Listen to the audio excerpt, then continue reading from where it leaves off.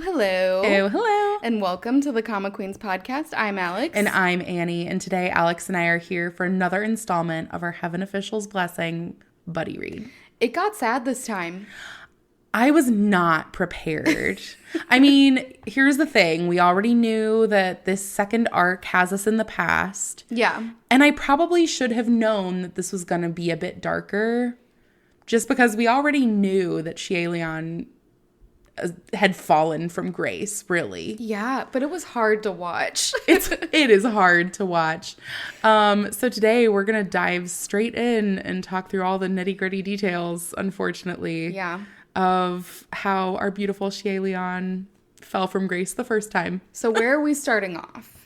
So starting off in the book, you've already seen that Xie has now ascended. He ascended very young. At the age of 17. So he's now 20 years old and he's doing pretty well. He likes to oversee his lands.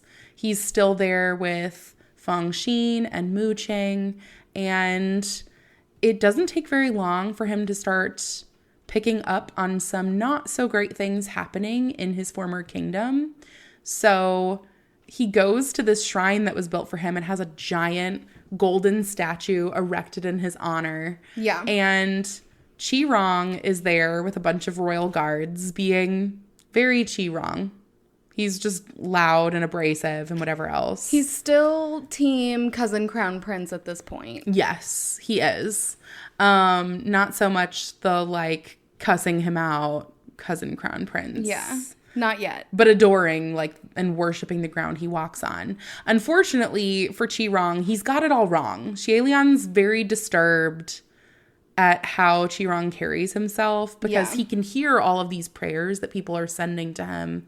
And it seems like Qi heart is in the right place. And then he watches Qi turn someone away who came to the palace because it did look very rich and everything else. And this man was dirt poor. Yeah.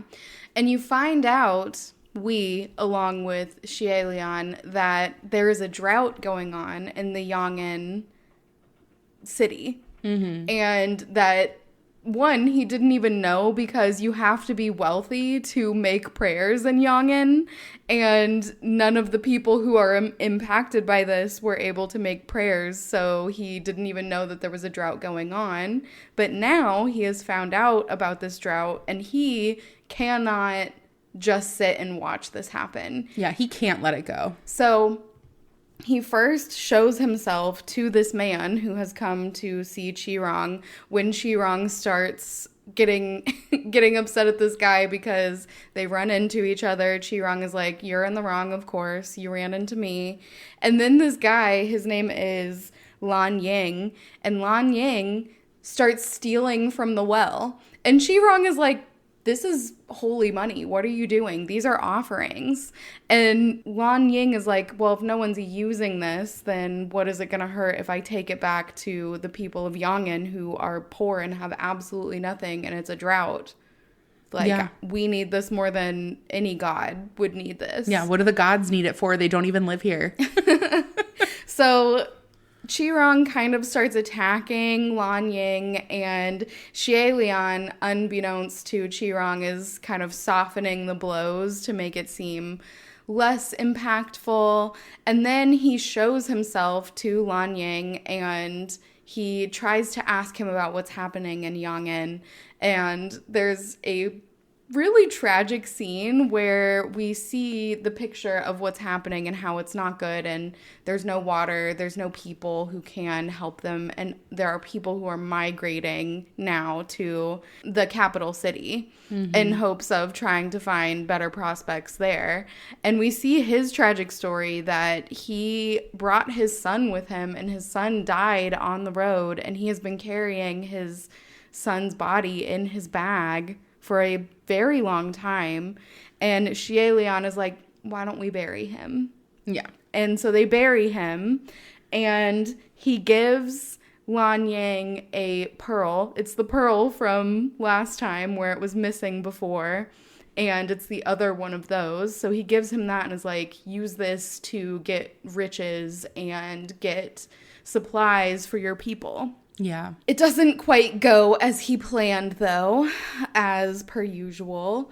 And he decides to go do some more investigating on his own. And he sees that the drought is actually happening and that it's not just happening in Yongin, it's happening in the kingdom of Xianlei as well. Yes. So the king is not doing anything according to Xie Lian. He's like, why is my father not helping? Why is he just sitting on his hands? He's got all of these great ideas. And it goes back to him just being too young. He doesn't understand that sometimes you have to make hard decisions, and whether they're right or wrong, you can't save everybody all the time. Yeah, you just have to live with the consequences. But Xie Lian is not having it. He is really just brokenhearted about all of it. And he's really disturbed that his people aren't being helped. He can't rest easy with that at all. He also, at one point, goes and is trying to mull things over and finds a really small shrine for himself that really just starts to hold a special place for him, because even though he has these giant buildings that have a golden statue and everything else, he sees that this shrine is still really well taken care of, and there's a boy there who has malicious intent, and he really is just trying to foster those great, you know, feelings for everyone, basically, with the kid saying, like, I don't even know what I'm here for. Why am I even living? I just want to hurt people, all of this. And Xie Lian's like, live for me, it's fine. And the boy leaves him sweet little flowers. And so he lives his life through these rose-colored glasses. Yeah. Thinking that he can hold the world, when in reality, he's this martial god, and he has his limitations. So he decides the only other way that he can go about everything and start to try to help is, I need to relieve the drought. So he makes a trip to the Rainmaster to see if he can borrow the Rainmaster's hat, which is the heavenly device that the Rainmaster uses to disperse rain amongst the lands. Yeah. And when he gets there, it's pretty quaint.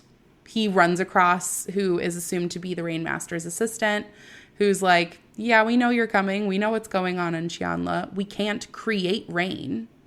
We can't create this water. It has to come from somewhere else. So just know it's a give and take situation. It could make it bad somewhere else. Who knows? But Xie Lian is determined. He's like, I know it'll use spiritual power. I'm going to save these people. Even if it's just a few people, I need to save them. So he takes water from other kingdoms with his borrowed spiritual device and uses it to give rain to the city of Yongin. Mm-hmm. And it doesn't last as long as he would like. It's a short little rain spell, and it's really at this moment that he's first understanding, like, okay, I can do this, but I have to do other things as well, and I have to continue doing this. Yeah. So he's doing this every single day. He's checking on the capital city every day, and he's neglecting his prayers, but he's still devoting some time to them.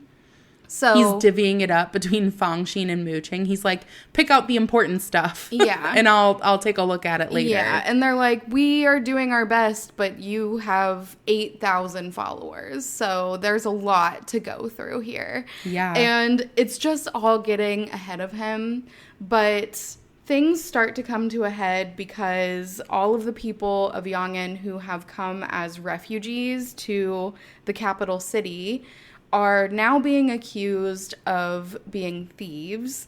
And there was undoubtedly thievery before they were there, but because they're new and because they're foreigners, they are being accused of all of the theft in the city now. Any and all crimes. Yeah.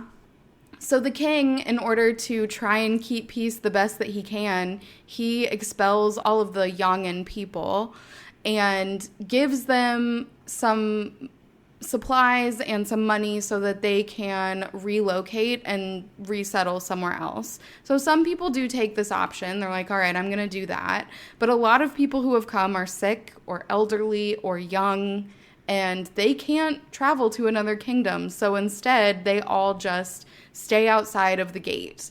and make their own camps outside of the gate. And they're all being led by Lan Ying from the beginning. So they start trying to get back in. Mm-hmm. At first, they're just kind of taking these rations and biding their time. They're thinking, okay, they'll let us back in to the city. They can't just kick us out forever. They have to let us in. But then a boy gets sick, and they are talking to the guards, and they're like, guards, please, we need help. This boy is sick. He's not getting better. He has a fever. He's burning up. Nothing's working. We need a doctor. Mm-hmm. And the guards keep saying that they're going to get a doctor and fix what's going on, or at least get some help, but they never do. And the father eventually, after waiting a long time, decides, I can't wait anymore. And he starts climbing the wall with his son on his back.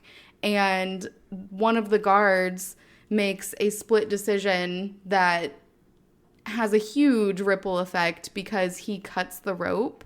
And now all of these people who have been here see that the guards who are giving them the rations really don't care about them. And they're not going to get back in. So this is really the tipping point in what becomes the war between Xianle and Yang.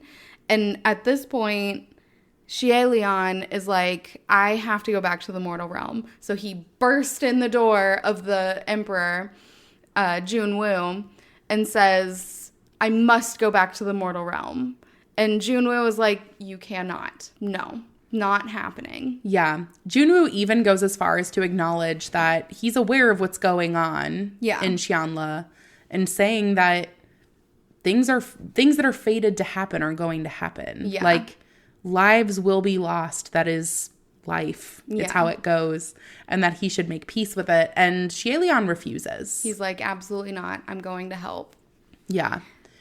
It doesn't go very well. No, he immediately goes in and confronts his father and tells his father he doesn't think he's doing a good job, and why are you making this decision and not that decision, and why have you helped these people and not those people? And he really makes his father mad, and his father kicks him out and is like, you need to leave. Just go back to the Holy Realm. Yeah. And the mother comes in and really smooths things over and kind of puts things into perspective for him, saying, this is what's been going on. This is what your father has been dealing with. This is what he's thinking when it comes to you. Like, no father wants to have their son look at them and say, you're a failure. Yeah. And it's a multifaceted problem that you're not considering every angle of. Yeah. So really smooths things over and gets them to a point where they have an understanding and they have a better relationship than they have in the past. And Xie Lian is like, at this point, I'm here. I've defied the heavens, and I'm just staying. I'm going to lead the army of Xianle because the Yang'an people are attacking now, and we have to resolve everything the best we can. And in his mind, he's thinking, I'm just going to help people until everyone realizes that they're making mistakes and we all go back to getting along. Yeah. Not going to happen. Naive. Yeah. But he does end up taking up a sword and fighting alongside the people of Xianle. And at first, this is extremely encouraging for the Xianle people. They assume that they can't possibly lose with a god on their side. And they really are, ahead of the pack, winning. There are multiple casualties. And while Xie Lian feels extremely sad at the loss of people, he's like, it'll be for the betterment in the end. Yeah. We just have to keep fighting. It'll be fine. Until he finds out that his pain in the ass cousin, Qirong, has been kidnapped. Because why wouldn't he? Qirong always gets himself in trouble. He makes himself an easy target. He makes an executive decision, and he's like, the people cannot know that this happened. This does not look good for anyone. It would just make everyone more mad. I'll take care of it myself. I'm going to go look for him myself. He's not alone. He is followed by a young soldier. And this soldier is bent on protecting Xie as he goes through these unknown woods. Yeah. And Xie even takes a little bit of pride in it, like watching his fighting style and coaching him and saying, you should actually use a different weapon. It seems better suited to you. Yeah. So he really is in these high spirits. As they approach this cave, they end up seeing just mass casualty within. And when Xie goes to give medicine to this woman who is truly just, it's grotesque, honestly, the way that they describe the state of her. He goes to give this medicine to her to help quell any of the pain and to help her recover. And it turns out that it was all a ploy to lure Xie in. They get Qi to be released. And so Qi runs away like the coward he is. But Xie is now captured by a beast known as the Land of Tender, which are like human plant hybrids. It's like it starts as a plant and then it fully forms into a human, often taking the female figure. And it poisons you.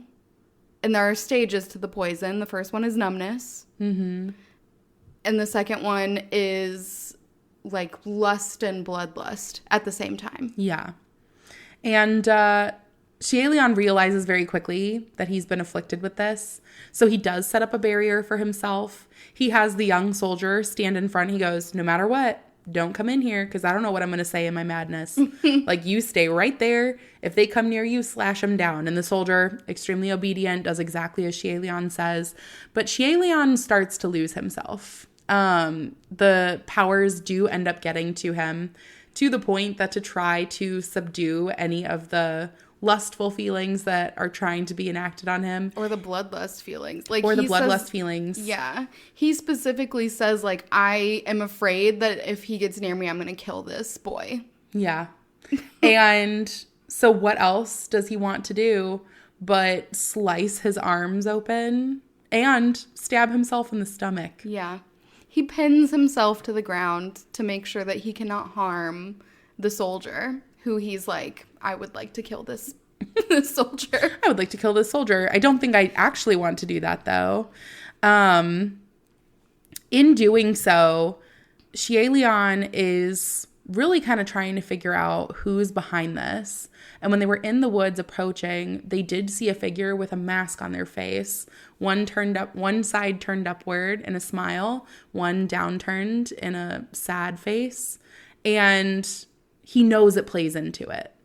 This picture in the book is crazy. It is so good. It is so creepy. I was not expecting it. Here's the thing. As the reader, you already know that the white no-face calamity was what initially wiped out the Xianla people.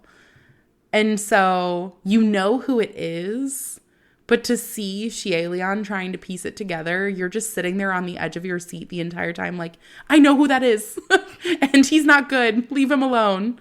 Yeah, he's terrifying. Yeah. If I ran into that man in the woods, I would cry. Yeah. So he does get away from him, though, and he, after all of this with the Land of the Tender, he is helped by Feng Xin and Mu Qing. They come and they save the day, and they take him back, and they're like, what happened to you? A lot.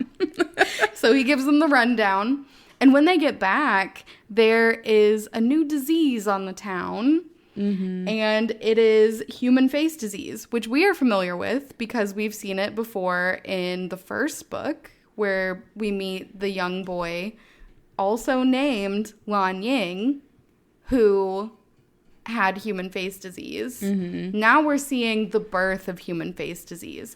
It started off with like 20 people and it progressed very quickly. They tried quarantining people. It didn't work. They tried amputation. Xie, he knows what is making people immune to this because a lot of the soldiers aren't getting it. It's not spreading to them, but it is spreading to all of the common folk. And he doesn't tell us what it is, and I'm a little upset at him for that because I need to know. He's just not a reliable narrator right now. I mean, he is 20. Truly, I think that it is so interesting that they leave out these important details, but it almost feels intentional in the moment because truly anything and everything that could be going wrong starts going wrong. Yeah. Like human face disease showing up is the decline of the entire situation. It's the turn of the tide. And so you really just see Shielian start getting overwhelmed. He's not doing the rain anymore for the people of Yongan. He's returned the hat. He's not even able to use up that energy anymore. And he even ends up getting hit in one of the battles. Yeah. So people are witness now to the fact that not only are they not winning like they were, but the god that was supporting them is falling before their eyes. And Lan Yang is not able to be killed because Shielian tried to stab him and was unsuccessful because he had a king's aura around him, which protected him.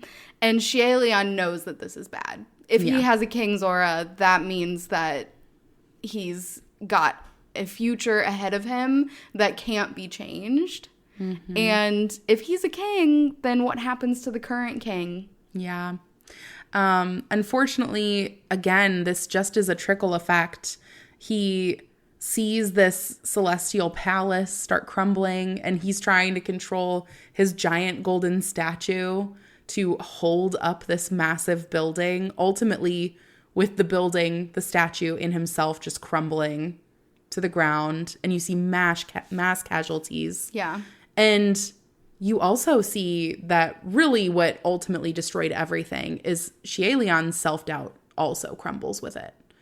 You see all of the disbelief in himself, whereas previously he would say, I'll do whatever I can to save you.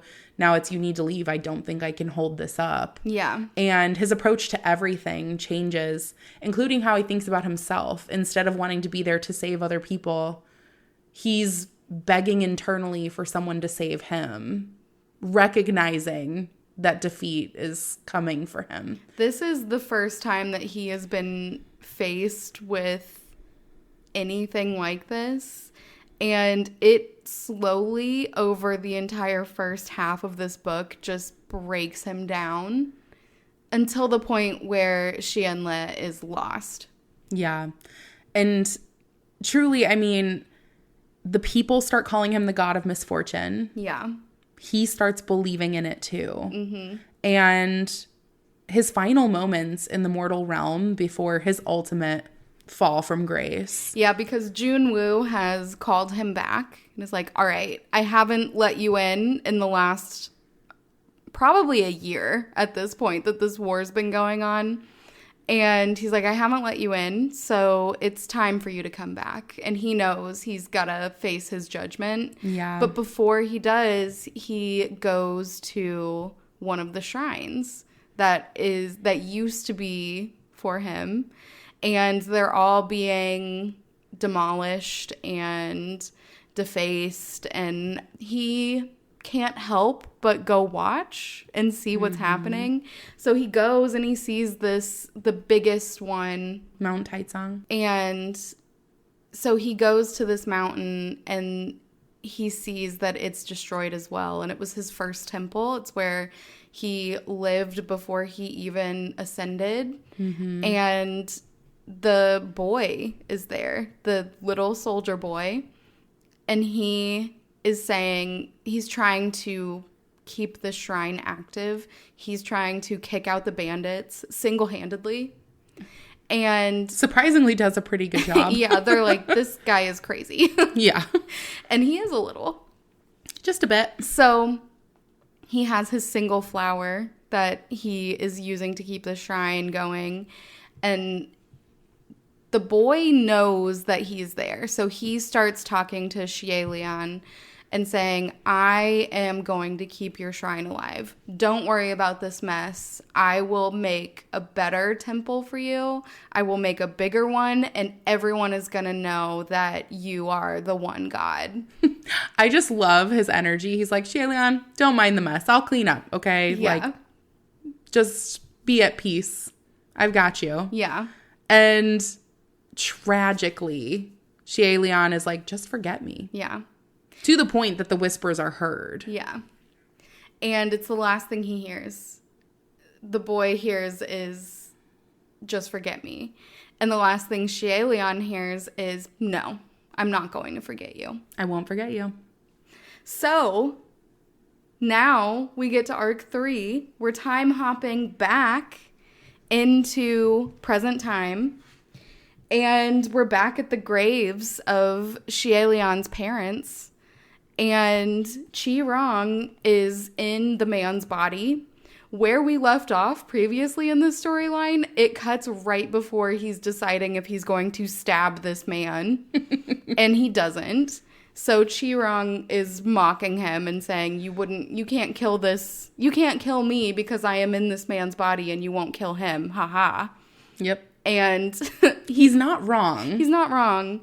Shaelion uses Roye to bound him and takes him back to the shrine. The man's son, Guji, he is upset because he thinks Shaelion is taking his father away. He's like, please, no, leave my dad alone. And Shaelion is trying to explain to him this isn't your dad, but this boy is like 4, so he doesn't understand what's going on. He sees his dad's body and there's nothing else. Yeah. Object permanence. Yeah. So he goes with him. So now he's got these 2 people and he goes back to the temple, his Poochie shrine, his little shack. And he leaves them there. And he ends up going back to the heavenly realm, and he goes to the Windmaster's palace, which is where the other boy who he has rescued, Lan Yang, with human face disease, and he's rescued him, and he goes to pick him up from the Windmaster's palace. And the Windmaster tells him that there's a Mid-Autumn festival coming up and you should come. It's going to be a great time. You should be in attendance. Yeah. Will you come to my Mid-Autumn festival? And he cannot think of a reason to say no. He would like to, but he can't. He would. But I think at this point, Shaelion is also considering that he doesn't have an established relationship with everybody. So maybe it would be nice to see people. They may not want to see him, but he's starting to make friends, maybe. Yeah, he's like, the Rainmaster has a reputation for being a recluse. I don't have that luxury. Yeah. And really, Shaelion does admire the Rainmaster from when he helped him back in his past life. He loves the Rainmaster. Yeah. So he's fine with going to the party. Like any party with gods, I would assume, there was a drinking game. Yeah.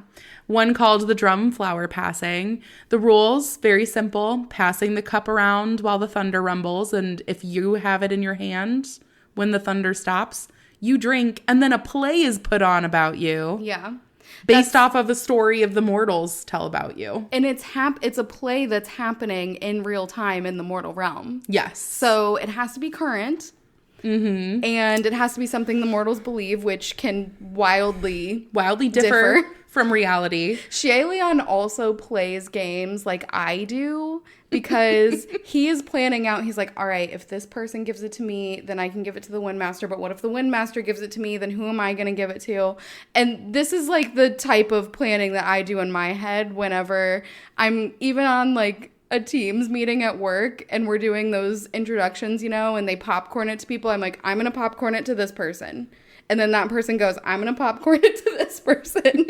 I'm not even paying attention to anything else. Oh my gosh. Were you the kid in class who, when the teacher went to call on you to read, you were so much anticipating doing it that it frazzled you? That I counted out the paragraphs so I would know which one was mine and I would practice in my head and then I would still mess up. Aw. Yeah, so you and Shaelion are kindred spirits. Yes. So during this drinking game, there are a few different plays that get put on. First is with Pei Ming, so the general from the first book. And potentially about a romantic relationship with Lingwan. Yeah. It got shut down very quickly.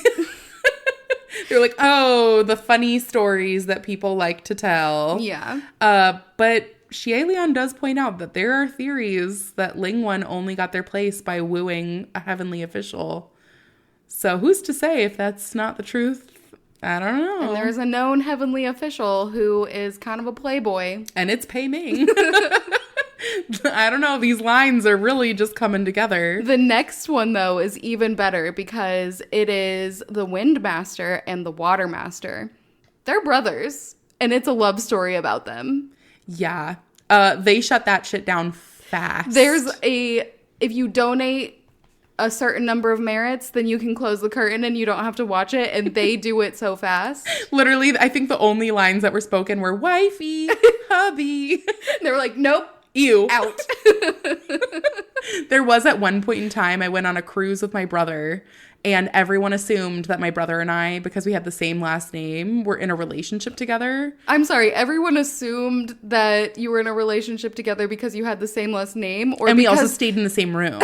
Or because you were in the honeymoon suite. Listen, it was right next door to all the rest of the suites, and we didn't know that we got the wrong room. It was too late. But I can understand the disgust, and I was cackling laughing. I was like, I relate to that. Yeah. It's disgusting.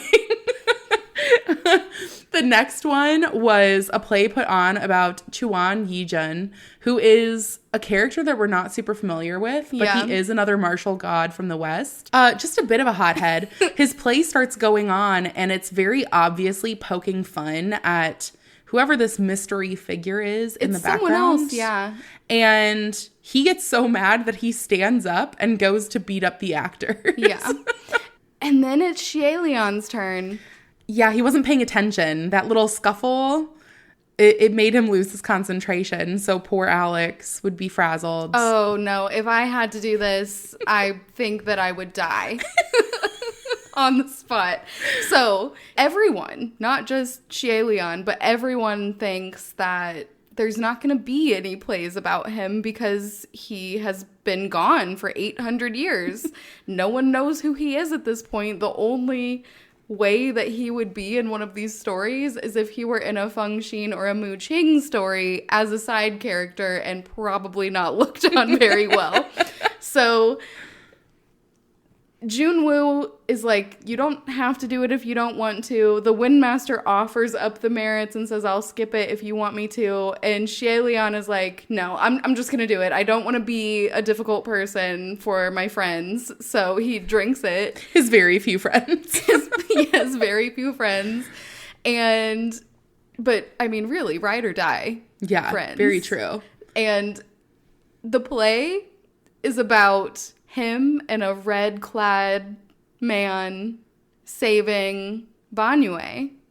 And he's looking pretty friendly with the red-clad man. Everyone's like, is that Hua-chang? They know that it's cringe. That's Hua-chang? That's weird. They know. And everyone else is like, that has to be wrong. Why is it so romantic? And Xie Lian's like, maybe it's wrong. Was I that romantic? Lots of inner feelings. He's like, no, it wasn't that way. No. Maybe it was? No. I do say his name like that. Yeah. So this play ends and he's still just going along with the party. There's another game. The Earthmaster. Oh, you're right. Yeah. Ming Yi, the Earthmaster who was imprisoned by Hua-chang for who knows how long as a spy. He's there just shoving food in his face. That's really what he's doing for the rest of the entire book. You know what? That is all he needs to do. How long was he imprisoned? I don't know. Who knows? Long enough. He's at a feast. Eat the food. Yeah. Xie Lian even says he's the only one who's using this feast as an actual feast. There's another game that they all play, though, and this one is to see who gets the most blessing lanterns. Yes. And it's like a game, but not a game because they care who wins. So they're listing off the top 10. Junwoo is always number 1 because he's the Heavenly Emperor. Understandable, yeah. Yeah. So they list him first, and then they start going back. And they make it through this list, and we get to the Water Master, who is the Wind Master's brother. Mm-hmm. And he is so excited for his brother. He's like, woo, you did it. You're great. You did it, Water Master. And they realize that they've only said 9 names, though. There's 1 left. And this one has surpassed even Junwoo. And not by a little. Like, Junwoo was in the 900s. This one is at about 3,000. And we all know who it is. Yep. It's Xie, and we all know who gave him all of those blessings. It's Hua Cheng. Yeah, immediately Xie like, I don't even know where this temple is. Yeah. That supposedly set off all these lanterns for me.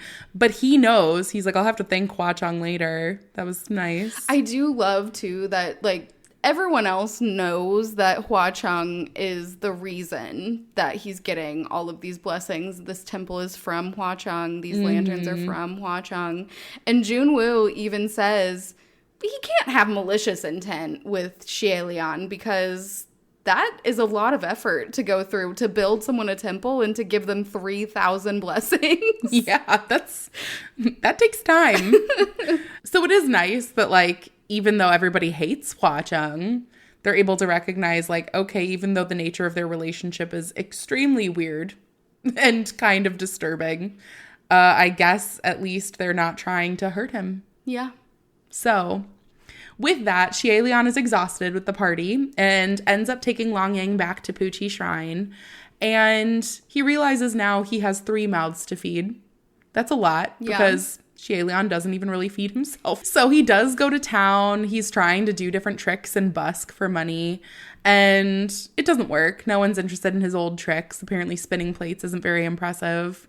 So instead, he overhears a merchant who is freaking out on this doctor, saying that the doctor was not helpful and that he should get out and that he'll be sued.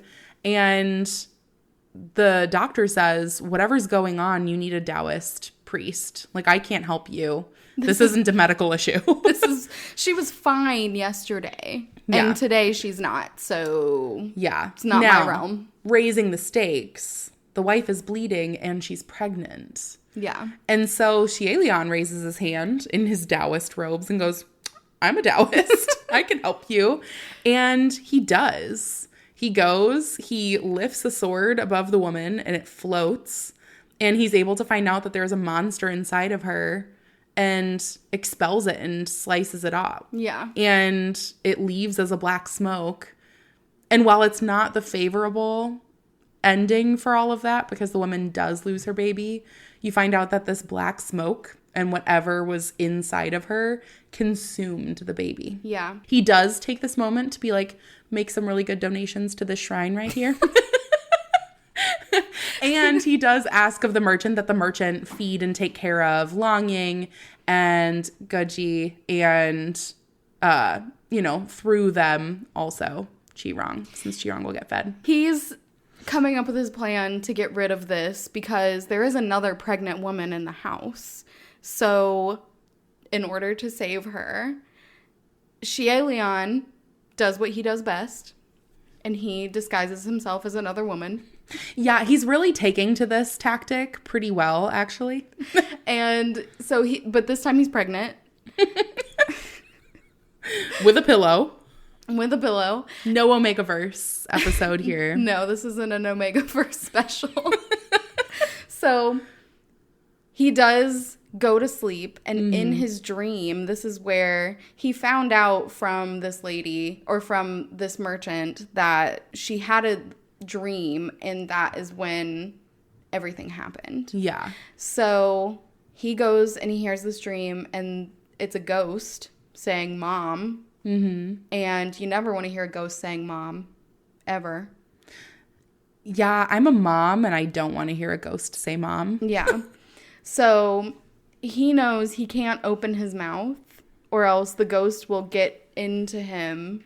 And that's how it's been eating these unborn babies. Mm-hmm. And he's like, I'm not really pregnant, but I don't know what's going to happen if this thing gets in me. I still don't want this thing in me, which I feel is valid. Yeah. So the spirit, though, is trying to trick him into opening his mouth. And eventually he uses Lan Ying and Gudji to try and trick them into opening their mouths, knowing that Xie Lian would then yell at them to wake up so that he opens his mouth, and he does, and he gets in. And Xie Lian decides what better way to get rid of him than to swallow a bunch of these talismans. Yeah. So he does. It works. He throws up the spirit. And the talismans. And it was not comfortable. Then he jumps in a lake. Mm-hmm. Now, this works for a bit, but he knows, and the spirit knows, that once he comes back up, he's going to have to gasp for a breath. Mm-hmm. And that's not going to be good. No. So. Short-sighted, maybe. A little bit on that one. But he comes up with a plan. He's like, all right, I'll just eat the spirit again, and then I'll eat my sword. My sword will kill it. And my sword will kill it. He doesn't end up having to do that because above the water, he ends up seeing a flash of black, a flash of red, and then into the water falls something that ends up kissing him. A savior. A savior. Grabs him around the waist, kisses him, gives him breath. Keeps kissing him. So he's fighting. He doesn't know what's happening. He's underwater until he sees who it is. It's Hua Cheng. Then he stops fighting.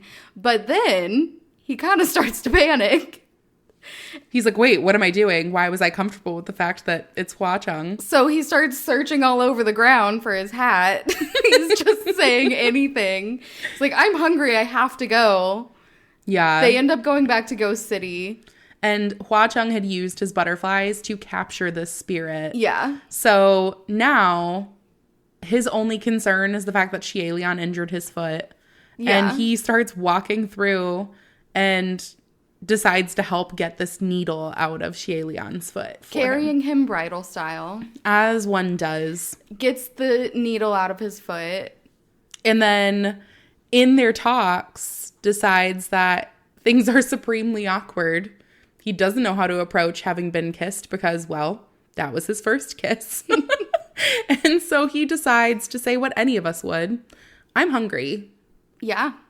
So he sees at this point that Hua Cheng is going to throw him way too big of a feast. And his solution to this is, let's go eat out. Not so much better. No. The options in Ghost City, a bit hard to take up. Yeah. Xie Lian's like, how about here? He says no. And then you see the merchant licking every single thing in the store. He's like, oh, okay. Yeah, no to that. A lot of the menu items involve blood. How about chicken soup? It's a chicken man sitting in a pot of soup. Nope. No thanks. Yeah.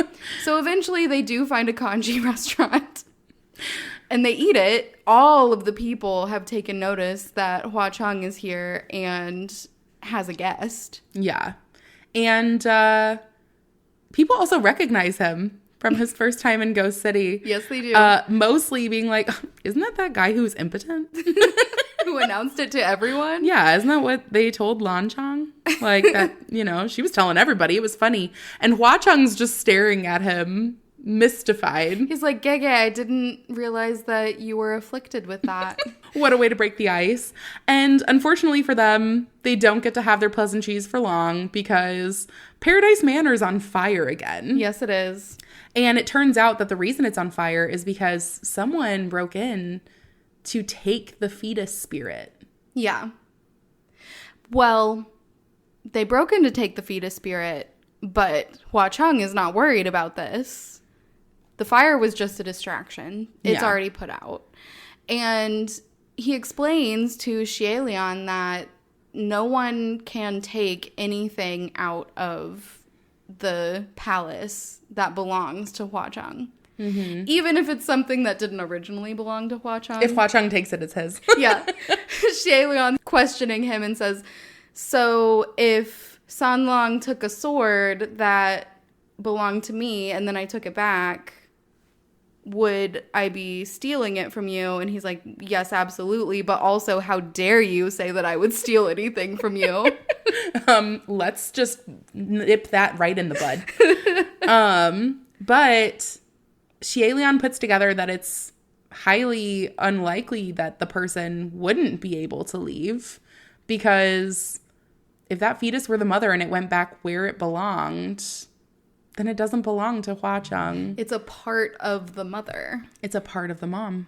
And so we find the mother. And it's the prostitute who was hitting on Xielian the first time. So Xielian is like, all right, give me the fetus. It's evil. You can't have it. Mm-hmm. And it's revealed that Lanchang has a golden belt that belongs to maybe Xielian, but it's a heavenly item. He recognizes it. He recognizes it. And he says to Hua Cheng, I need to take this ghost and this fetus spirit to the heavenly realm, because this is now a heavenly issue. Yeah. The father is a heavenly official. He must be. Mm-hmm. So they go back to the heavenly realm, and he calls everyone back into the hall, the great hall, and he gives a brief rundown of what's happening. Yeah. And they ask her, who's the father? And she says, it's you, Xielian. To gasps all around. Yeah, this was very easily debunked, because Junwoo was like, didn't you ascend because you were pure? Yeah. So they use one of Junwoo's weird special swords, which apparently he has a plethora of, that can detect if he is pure or not. And he was. And he was. She then goes to accuse basically anyone else. Yeah, so they take her away. They're like, she's a mad woman. And maybe. Who's to say? Yeah. That is kind of left open-ended, because Xielian realizes that he needs to go. He still has 3 mouths to feed. It's hard being a parent, I'm telling you. So he goes back to the temple, and when he gets there, it's oddly clean for his junkyard. Yes. And he finds Hua Cheng cleaning his temple for him. Yeah. And he's embarrassed. He's like, you are a supreme ghost king. Why are you cleaning my little shrine here? Just breathe easy. It looks so much better like this. Yeah. He also took out the trash, aka moved Chi Rong into the creek. Yeah. Where he is basically gasping for air. Yeah. And trying to fit in curses whenever he can get his head above water. The greatest thing ever happens after this. Xielian feels the need to be a good host and make dinner. He's like, I know how to make food now. I have learned. Let me make it for you. So he starts making food, and he makes a kind of stew. Mm-hmm. And Hua Cheng is like, this is great. It's so good. Just maybe don't make it as strong next time. A little weaker would be a good, ideal. Mm-hmm. Chi Rong is not feeling the same. He is screaming that this is torture and he shouldn't be forced to eat this. To which Xielian retorts, you don't have to if you decide to leave that body. Yeah. Which, of course, doesn't happen. So while all of this chaos is going on, Hua Cheng is just, enjoying his stew. And the Wind Master and Ming Yi, the Earth Master, come to his shrine. And he's like, oh, crap. There are 2 ghosts here. Yes. I don't know what to do. So they make their way in. They see Hua Cheng there. Hua Cheng sees them. They kind of ignore the situation. And they take a nice seat where the Windmaster decides to set the scene. I love that he did this. It's so funny. Hua Cheng pours them bowls of stew.